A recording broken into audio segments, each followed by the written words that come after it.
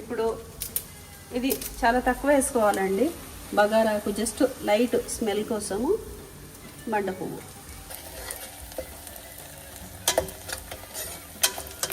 ఇప్పుడు అల్లం వెల్లుల్లి 1 స్పూన్ అండి, అండ్ కొంచెం పసుపు,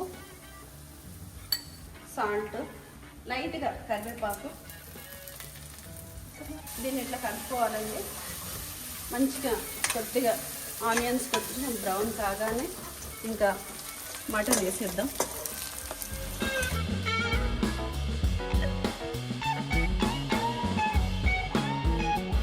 చూస్తున్నారు కదండి, ఈ రకంగా మంచిగా ఫ్రై అవ్వాలి.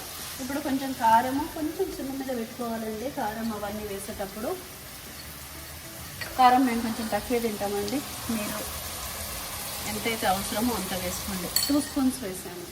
ఇంకొంచెం లైట్గా సాల్ట్ వేసుకుందాం. అండ్ ఇప్పుడే కొబ్బరి పొడి కూడా వేసేయాలండి. ఇది గరం మసాలా అండి, కొంచెం లైట్గా, కొంచెం ఇది ఉడకడానికి కోసమని కొంచెం వాటర్ వేసేసుకుని మూత పెట్టేసుకుందాం.